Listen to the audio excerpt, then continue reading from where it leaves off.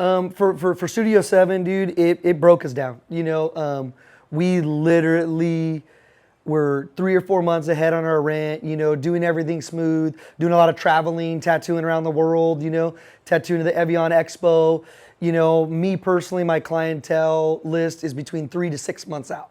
Each one of my clients have a deposit down. I do 2 to 3 tattoos a day, Monday through Friday. So by being ordered to close, my first jamble was, how do I replace those first couple weeks? Because that's what we were told. Like, okay, 14 days, 3 weeks will be down. Like, how do I now re-put those people back in the calendar? Because I'm out 6 months. I was in fear that even though I have a policy not to refund deposits, I felt like it was almost my obligation to do so. Luckily, most of my clients were understanding. So it was a big deal. I sat down with my wife. We financially looked at certain things. We're like, well, let's see where this is at. We have savings set aside, so it wasn't a big push in the beginning. Right now, I could guarantee that I'm behind in rent. I'm not gonna tell you how many months that we're behind.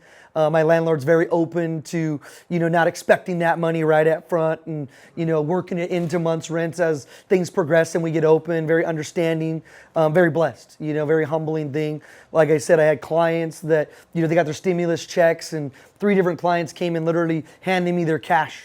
It says, hey, bud, like whenever this is over, book me an appointment, and I'm talking $1,200 each, and I was like, nah, dude, I don't want to do that. And they're like, we don't want you to close. Like we want you to do great, and they're first responders. Yeah. So their job didn't change. Oh yeah, it's a sense of relief. To be able to open. And then there's also a big fear, that comes with that. I've still been paying my rent and doing everything. How many people are going to be able to come and fulfill their appointments? How many people already that I talked to that may not have the financial means now to step outside of their budget because they're in the same point that I am. They might be still on unemployment. They may not be working. The places they worked might have closed. So this industry as a whole, we build our reputation and the respect for the client to the highest regard so that we keep a large clientele. We represent our work and what we put on people.